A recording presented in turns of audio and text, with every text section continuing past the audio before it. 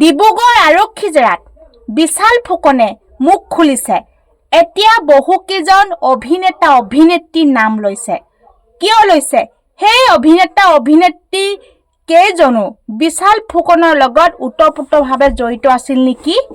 এই যি ট্ৰেডিঙৰ নামত মানুহৰ পৰা কোটি কোটি টকা লুটি লোৱাত সহায় কৰিছিল নেকি?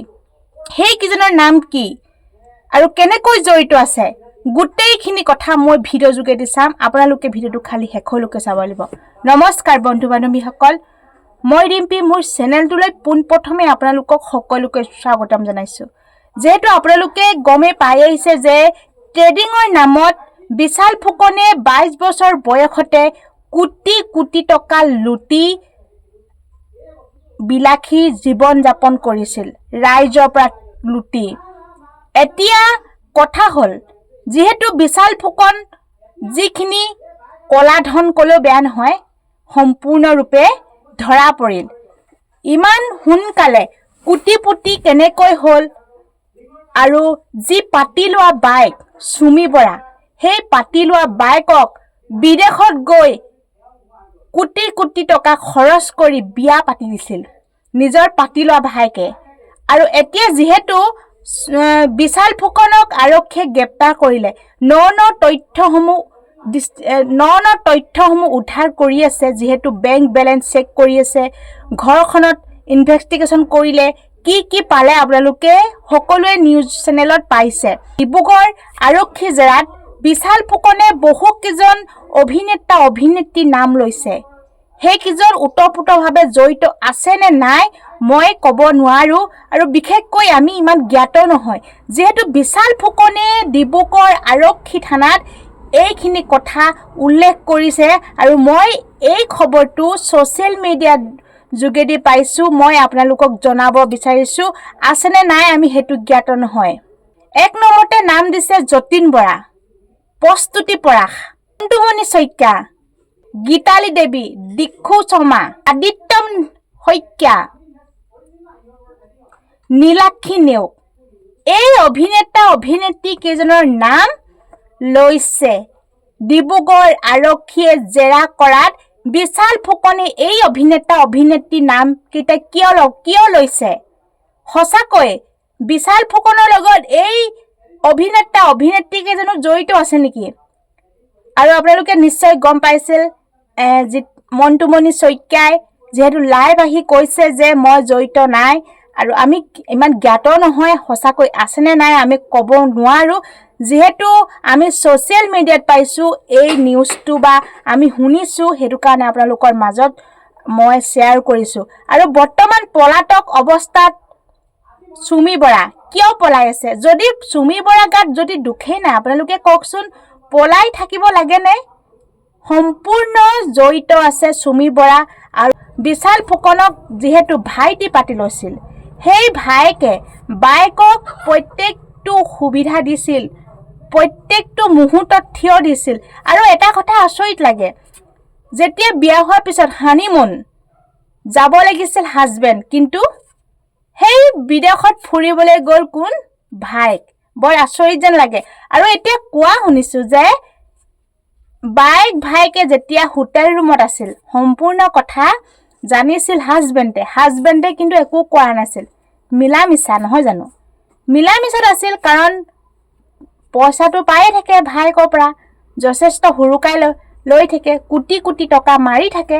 আৰু এটা কথাই মই বুজি নাপাওঁ, আজি ট্ৰেডিঙৰ নামত মানে কোটি কোটি টকা লুটিছে বুলি যিহেতু আপোনালোকে সেইটোৱে শুনি আছে যে বিশাল ফুকনে কোটি কোটি টকা ট্ৰেডিঙৰ নামত মানুহৰ পৰা লৈ আজি বিলাসী বাহন, আজি নামী দামী গাড়ী, আৰু কোটি টকীয়া মালিক 22 বছৰ বয়সতে। আৰু যিখিনিয়ে পইচা ইনভেষ্ট কৰিছিল সেইখিনি আজিলৈকে মুখ খোলা নাই কিয়? কোনসকল মানুহে ইনভেষ্ট কৰিছিল বিশাল ফুকনৰ ট্ৰেডিঙত? সেইখিনি কথা আমি জ্ঞাতই নহয়, আৰু সেইখিনিও কথা পোহৰলৈ আহিব লাগিছিল। নে চুমি বৰাই অভিনেতা অভিনেত্ৰীসকলক পইচা ইনভেষ্ট কৰাইছিল নেকি? বিশাল ফুকনৰ যি নিজৰ ব্যক্তিগত ট্ৰেডিং কোম্পানীটো, যি নেকি একো লাইচেঞ্চ নাই, যি সেবি পাৰ্মিশ্যন নাই, যেতিয়া আৰক্ষীয়ে ইনভেষ্টিগেশ্যন কৰি আছিল তেতিয়া বিশাল ফুকনক সেবিৰ পাৰ্মিশন আছে নে নাই সুধিছিল, কিন্তু সেবি পাৰ্মিশন চাৰ্টিফিকেট দেখুৱাব নোৱাৰিলে বিশাল ফুকনে। আৰু 22 বছৰ বয়সতে বিশালে চন্দ্ৰলৈ উৰা মৰা গতে মাৰিলে। কাৰণ 22 বছৰ বয়সত আজি ডেটলৈকে 22 বছৰ নালাগে, চাকৰি শেষ হোৱাৰ পিছতো বিশাল ফুকনৰ দৰে কোটি কোটি টকীয়া মালিক এতিয়া ডেটলৈকে হ'ব পৰা নাই।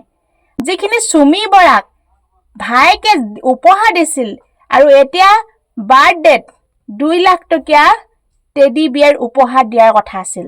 ভাবি চাওক, ভাবিলে সপোন লাগে। সেই ধনখিনি আচলতে কাৰ আছিল? প্ৰকৃততে ট্ৰেডিঙৰ আছিল নে বেলেগ ধন মাৰিছিল? সেইখিনিকে আমি নাজানো। এতিয়া ক'লে জানে যে ট্ৰেডিঙৰ নামত বিশাল ফুকনে কোটি কোটি টকীয়া মালিক হ'ল আৰু যিখন বিয়া পাতিছিল সেইখন আপোনালোকেতো পাইছিলে, অসমৰ ভিতৰত নাম্বাৰ 1 বিয়া পতাৰ দৰে পাতিছে। আৰু বহুত চাকৰি ডাঙৰ চাকৰি কৰা মানুহেও ইমান ডাঙৰ বিয়া পাতিব নোৱাৰে। ভাই বাইকৰ যিটো মৰমৰ এনাজৰীডাল ইমান কটকটীয়া নে? আৰু সম্পৰ্কটো আপোনালোকে ভাবি চাওক, পাতি লোৱা বাইক। আৰু যেতিয়া চুমি বৰাই মানে ডান্সৰ টিচাৰ আছিল আৰু যেটো কোৰিঅ'গ্ৰাফাৰ আছিল আৰু কোৰিঅ'গ্ৰাফাৰ কৰা ডান্সৰ মাষ্টনি কৰোঁতে ইমান টকা ক'ৰ পৰা পালে? বহুত ভাবিবলগীয়া কথা। আৰু যিহেতু আপোনালোকক কৈছোৱে যে অভিনেত্ৰী কেইজনৰ নাম যিহেতু বিশাল ফুকনে আৰক্ষী জেৰাত লৈছে, ডিব্ৰুগড় যেটো আৰক্ষীয়ে জেৰা কৰিছিল সেই আৰক্ষী জেৰাত বিশাল ফুকনে এইকেইজনৰ নাম লৈছিল। আৰু এইকেইজনৰ নাম কিয় ল'লে সেইটো আমি গম নাপালো। কাৰণ এইকেইজনৰ নাম বিশাল ফুকনে কিয় ল'লে? যদি বিশাল ফুকনে মিছাকৈ কিয় কথা ক'লে? প্ৰকৃততে এইকেইজন সঁচাকৈ জড়িত আছিল নে? আছে বুলি কোৱা নাই, আছিল নেকি? ময়ো এডাল প্ৰশ্ন তাত জড়িত আছে। কাৰণ আমি নিউজত পাইছো, কাৰণ তাত পোষ্টাৰ ছপা কৰিছে, পোষ্টাৰত পাইছো। মই আপোনালোকক কিনাত পোষ্টাৰখন লগাই দিছো, আপোনালোকে চাই লওক। এই পোষ্টাৰখন পোৱাৰ পিছতহে মই আপোনালোকক ক'বলৈ বাধ্য হ'লো। কাৰণ এটা মোৰ নিজস্ব কথা নহয়, আছে বুলি ক'ব যোৱা নাই। কাৰণ যিহেতু চুমি বৰাক এতিয়ালৈকে সন্ধান উলিয়াব পৰা নাই, বৰ্তমান সন্ধানহীন হৈ আছে, নিজে পলাই আছে। আত্মসমৰ্পণ কেতিয়া কৰিব? আত্মগোপন কৰি আছে। যিহেতু আপোনালোকে গম পায়, এখন গাড়ী নিজৰ গাড়ীখন উদ্ধাৰ কৰিছে বা পুলিচে জব্দ কৰিছে। এতিয়া হাজবেণ্ডৰ লগত কলৈ পলাই গ'ল আমি জ্ঞাত নহয়। মই এইটোকে ক'বলৈ আপোনালোকৰ মাজত ভিডিঅ'টো প্ৰস্তুত কৰি শ্বেয়াৰ কৰিলোঁ। ধন্যবাদ।